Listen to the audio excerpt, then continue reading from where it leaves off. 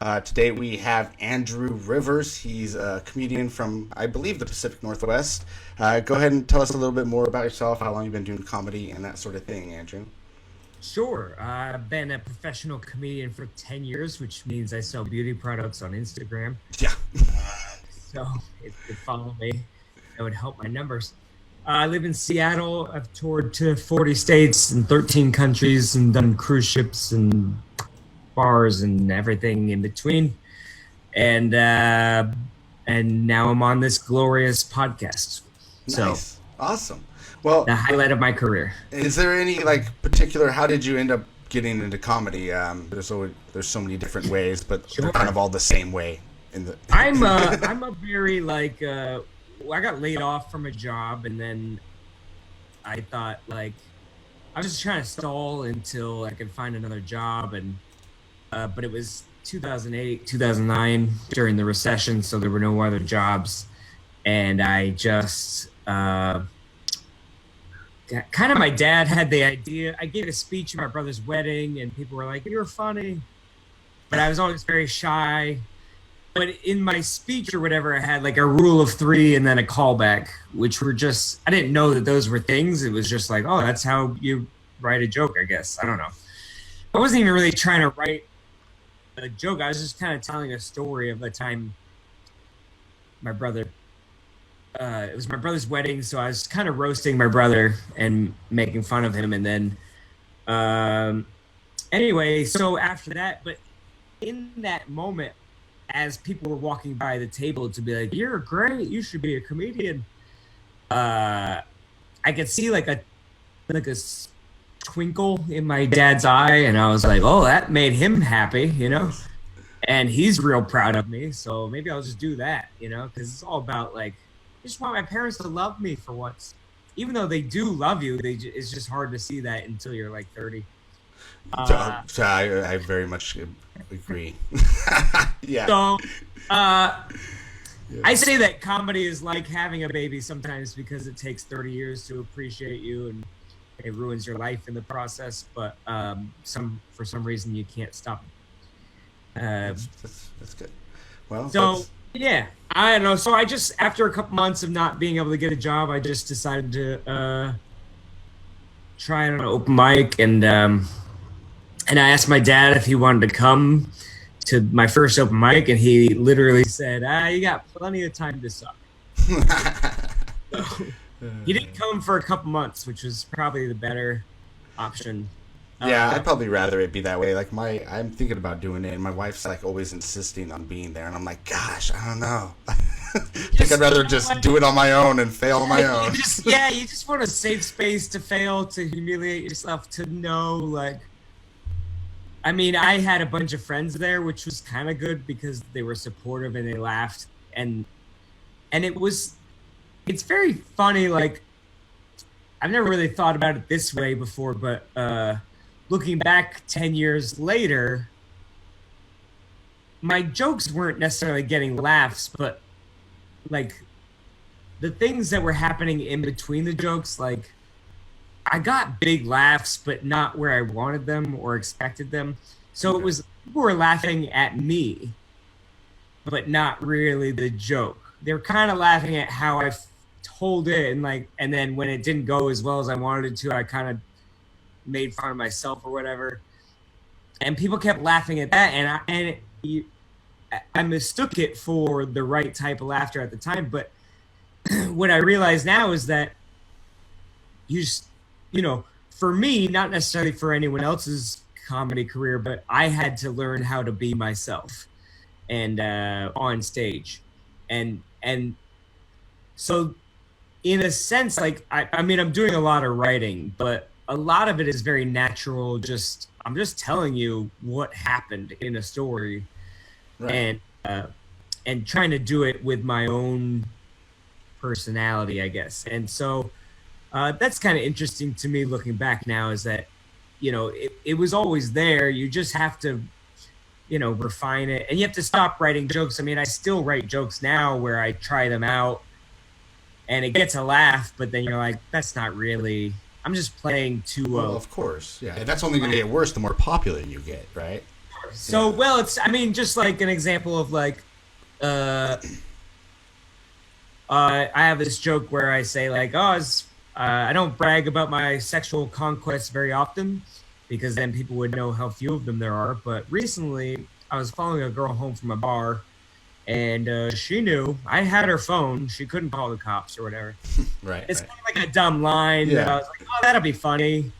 But then, like, like after the 10th time of telling it, I was like, that's kind of a rapey vibe, and also like, I don't know, it's not super funny, and also like it's also not even what happened, and not like it was very consensual or whatever, but you just realize like even though you're 10 years in and you've found your voice, you're still like, oh, okay, you make a mistake once in a while and write a new thing, but that's just comedy. It's very trial and error.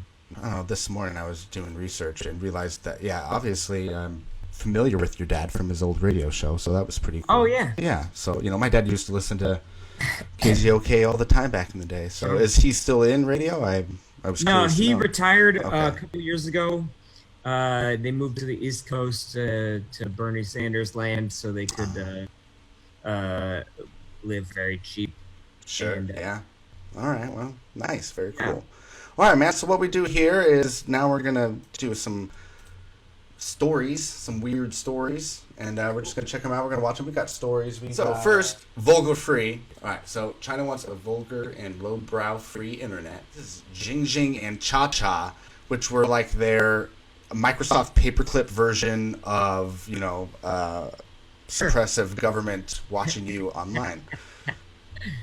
I mean, I'm not against this in an innocent, it would be great if you were on Facebook and you're about to be like, oh, your mother's a bitch, and then the paperclip was like, that's kind of racist. Do you really want to hit send on that? Well, exactly. It would be nice if there was maybe a nice face behind the moderation. I mean, there's studies that have shown people like that are being watched or think they're being watched behave differently. Right. So this is like a perfect example of like, what was there's that fad going around of like people licking ice cream and putting it back in the freezer. Oh, it's on the list, sir. Right. Okay. Yes. So perfect example of like, as you're about to post that to Twitter, what if there was like a paperclip like, you could get arrested. Yeah. Did you know? Totally dumb. This is illegal in 50 states. So many people could use a paperclip in their life. It's true. It's true. Oh, yeah. This is fun. All right. So can we hear this? So these are, some cities are putting up like anti-bird spikes and anti-homeless spikes and shit. Well, this bird's got their idea. Yeah. Someone lost their smart bird instead of these dumbass wild birds. And look, he's dismantling the whole fucking thing. That's like an expensive ass. Yeah. You know how the city works. That's like thousands and thousands of dollars a man. This bird is brutal. Yeah. And it's just... You're great women. Why is that okay? Why is it okay for women to say, oh, you're 5 feet on dating sites? You should be dead? That's okay? Who said that to you here? Nobody. Women in general have said it on dating sites. You think I'm making that shit up? Everywhere I go, I get the same fucking smirk with the biting lip. Shut your mouth. You're not God or my father or my boss. Dude, you want to step outside? You want to step outside? Huh? I'm not scared of you, pal. Enough. You shut up, too. Just like, no, go ahead and attack me, big. Oh my god. I just wanted bagels. I just wanted bagels. Oh my god. This is... Oh, that's good. It's like a 4'8" guy just going like, girls don't want to fuck me because I'm short. It's like, nah, it's because you're an asshole. Yeah, it seems because you're whiny. Don't have any. He seems to be like trying to pick a fight with everybody else, and then one guy he goes, "Go ahead and attack me," and then the guy does. I was gonna say, you ask enough people, you're gonna get a guy that's like, God, I've been waiting for this day for so long. I am not a fighter, but if that guy was talking shit to me, I feel like I would have to, you know? Yeah, this looks bad. Next, this is gonna get weird. Around and the gamer girl thing. I saw this. Yeah. Thirsty boys, as it says on my cover. Belle Delphine sells gamer girl bathwater to thirsty folks and is getting explicit requests. I guess she sold out of it. I think it's like $30 a pop. 19 years old, 500 jars. What do you think? I think genius. Why not? I mean, that's the country we live in. This is welcome to capitalism. Yeah. This is like beautiful because people complain about lack of opportunity and it's like there's an egg with 8 million Instagram followers. You know what I mean? Like, it doesn't, you don't need to post, like, this is not for me, but several people have bought it. So great. You know what I mean? My comedy's not for everybody, but, you know, it doesn't have to be. I can find the small, very, very, very small people that enjoy it and then, and then sell that to them, you know? Sure. Now, I mean, it's the land of opportunity. So the internet is the great equalizer in my eyes. No, I'm not going to lie. I mean, she's a very attractive young lady. Sure. And for free, I would gladly sit in her bathwater. But I'm not going to buy $30 worth. Not for that much. I mean, maybe if it was like a bigger quantity, do I get a price break at, you know? Sure, yeah. Will it be at Costco? I mean, these are the things I'm wondering because, like, I don't have anything to do with so that. I don't know. What are you verifying that it's actually been sat in? And that's true. I kind of want to, that, you know, that's not bad. There's got to be some way to figure that out. She is on video a lot. We got to figure out some sort of system that identifies each jar. She could pop the price up quite a bit once she did that. Yeah. Right now, what she's doing, taking a little water. You know what's she mixing into it to make it look a little dirty, right? You can't just send clean water. It's got to be a little murky, right? Yeah, I could put regular water in there, and I just feel like, well, I'm very clean. What do you want? Yeah. And then of course you've got like the incels out there like saying like she's not even actually hot and like posting pictures of her without makeup, and it's like, well, you clearly don't get it, do you? Right. Well, also, like, beauty's in the eye of the beholder. Several people, I would argue that I am not attractive, but I have had sex before, so I'm sure you do just fine, right? And I'm sure something for everybody. Yeah, exactly. Right. That's just a way of trying to diminish her. I don't know if I would call it an accomplishment, but success next. Written, yeah, okay. Pre-licked in store, just like you talked about. So this is just another dude doing it after that one video went viral. Okay, he's sticking his finger in it too. It's weird. I mean, so these people are doing it to be gross, right? Right. Human pieces of garbage. That's what I say, Andrew. Here's the thing. This thing's interesting. I'm fascinated to hear your opinion on this.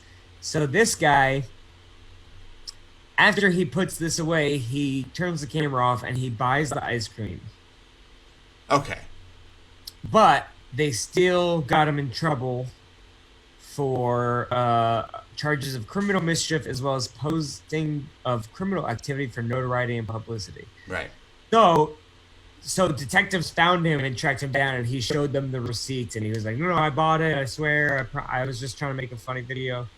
Agreed that he should get in some trouble because the perception is that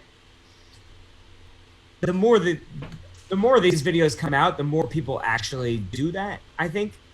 Yes, I guess I was going to say, so what is the problem with the perception that he actually did it? Would be the fact that because more people go like, oh, yeah, I'm going to get famous too. Mm-hmm. But I don't know. But here's the problem with this is that what is that going to get you? Are you going to be able to sell your bathwater to teenagers now? Or like, what kind of notoriety are you aiming for? And what kind of notoriety? That notoriety is just going to get a bunch of people to be like, oh, this guy's a dick. Yeah, the people you already know are going to be like, oh, wow. Like if I did that, yeah, I don't think it would help me sell tickets to my shows. So I just don't understand. It's people's reach for even a minute of whatever it is that, you know. I guess maybe you're hoping, you go viral and then you get more followers and then you go, hey, I'm actually not a piece of shit, but here's my comedy.